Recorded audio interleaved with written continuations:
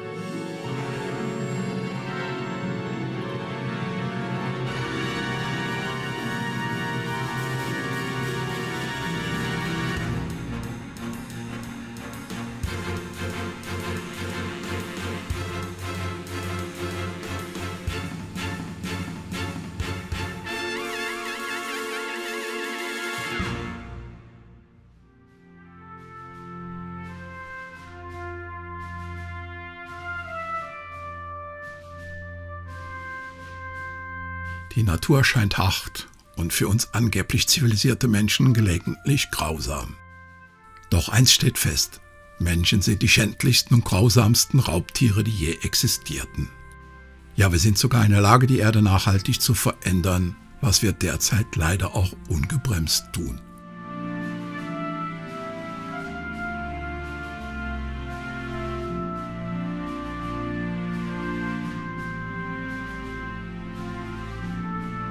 Unter diesem Gesichtspunkt relativiert sich das Beuteverhalten von Tieren im Vergleich zu unserem Vorgehen. Tiere töten und fressen ihre Beute nur aus einem Zweck: Sie wollen überleben.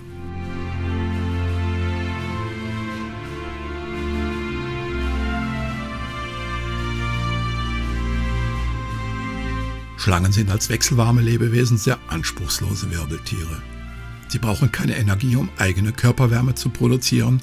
So können sie Monate bis Jahre andauernde Fastenperioden schadlos überstehen. Auch sind sie keine allesfressenden Monster. Nein, sie haben sich spezialisiert. So fressen Wassernattern vorwiegend Fische und Amphibien. Andere konzentrieren sich auf Insekten und sehr viele fressen Säugetiere oder Vögel.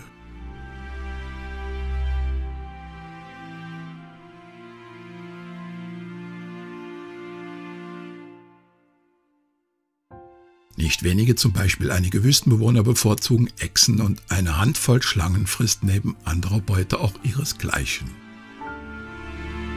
Die Königskobra ist allerdings die einzige ausschließlich schlangenfressende Art, wie auch ihr wissenschaftlicher Gattungsname aufzeigt.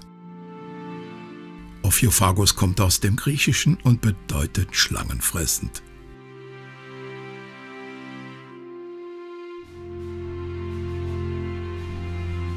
Früh am Morgen, lange bevor das Reptilium für Besucher geöffnet hat, kümmert sich Moana um die Giftschlangen. Im Augenblick gilt ihre ganz besondere Aufmerksamkeit Kaito, dem Königskobramann. Denn der muss heute gefüttert werden.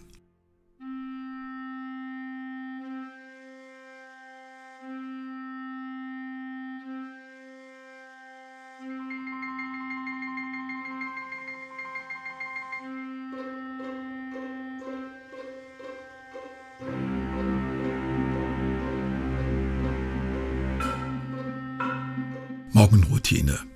Man vertraut sich, aber beide Seiten bleiben wachsam.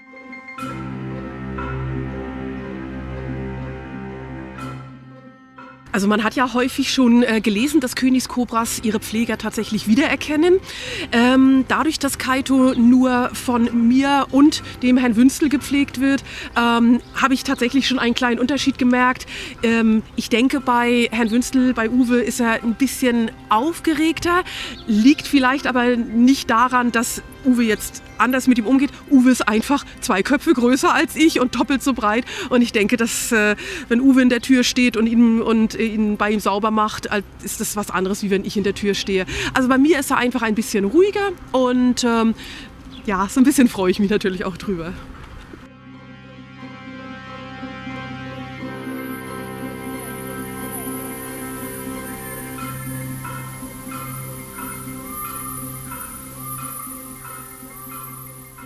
Völlig anders zeigt sich Kaito, als Moana ihm den toten Königsbütern reicht.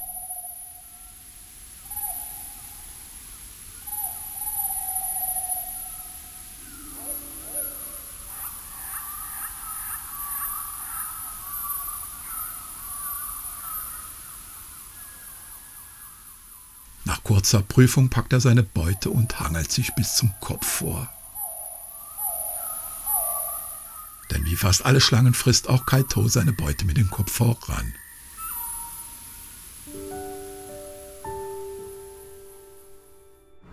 Ja, wie haben wir Kaito bekommen? Also das war 2012 und das war eine ganz spannende Geschichte, weil es damals ein Import war, der aus Myanmar kam und dann auf dem Frankfurter Flughafen beschlagnahmt wurde.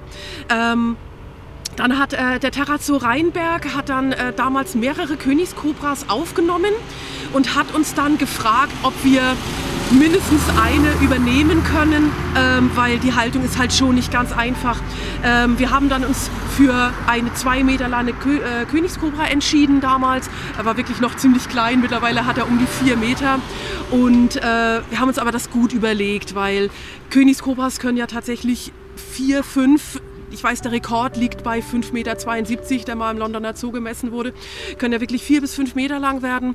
Und ja, das muss man natürlich einbeziehen mit in unsere Überlegungen. Natürlich auch die Fütterung. Königskobras sind reine Schlangenfresser.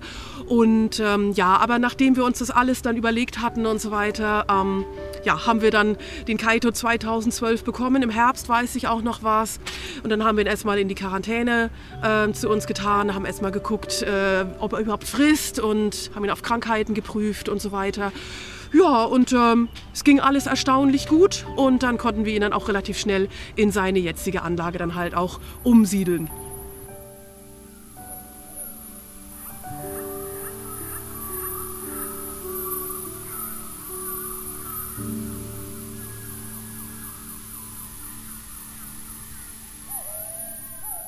Das Gift der Königskobra ist ein komplexes Enzymgemisch. Es setzt sich neben anderen zum Großteil aus nervenschädigenden Bestandteilen und einigen wenigen zell- und gewebeschädigenden Komponenten zusammen.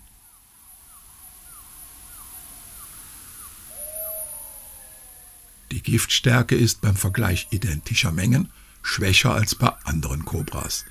Doch ein Vollbiss ist aufgrund der großen Menge immer lebensbedrohlich. Ja, also die Haltung war ehrlich gesagt schon eine ziemliche Herausforderung.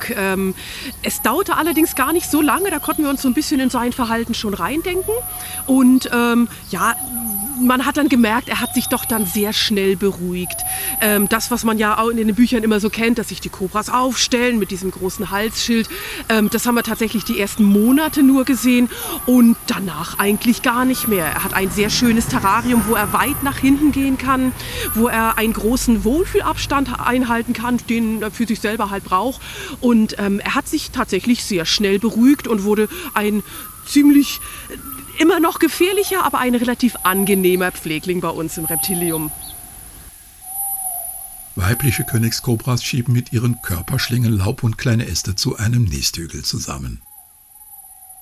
Kompostierungsprozesse erzeugen die notwendige Wärme, um die in das Innere des Nests abgelegten Eier zu erbrüten.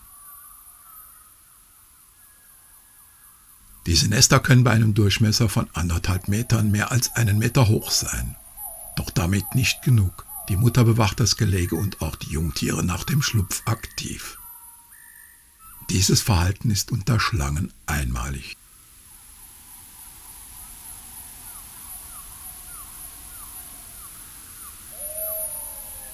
Ja, also Königskobras sind, das weiß man ja auch, reine Schlangenfresser.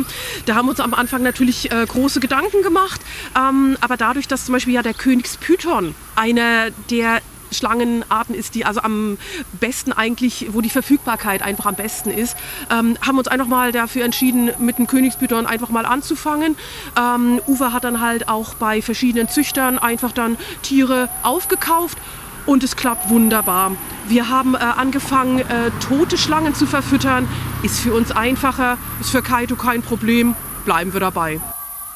Es ist natürlich ein kleines bisschen doch ein Spagat, auf der einen Seite Schlangen zu pflegen und auf der anderen Seite Schlangen zu verfüttern. In dem Fall muss man einfach sagen, das ist einfach das Futter, was er braucht. Und da muss man einfach drüber stehen. Das ist halt so.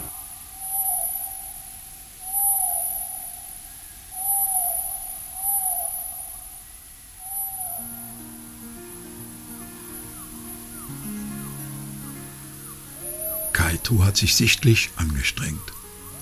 Seine Speichelproduktion läuft auf Hochtouren und ein angeborenes Verhalten lässt ihn seine Kiefer einrenken.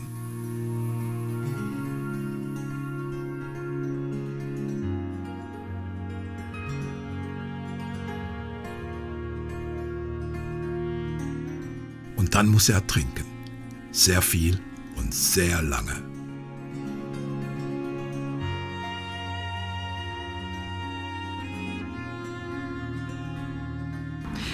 Also ich kenne natürlich oder ich habe auch selber schon Videos gesehen im Internet, wie dieses Kobra-Kuscheln, Kobra-Küssen oder auch andere Giftschlangen behandelt werden, wie tatsächlich wie Schoßhündchen.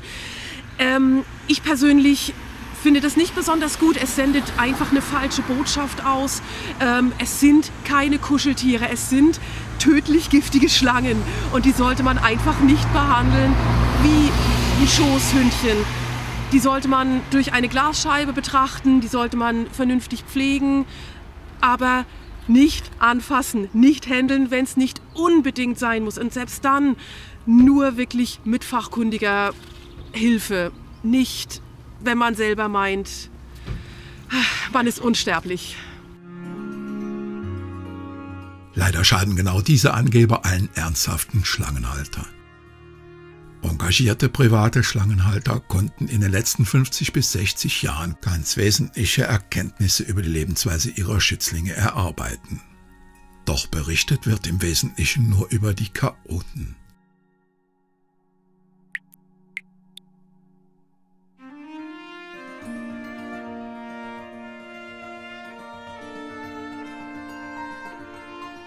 Doch zurück zu Kaito. Er verzieht sich jetzt langsam.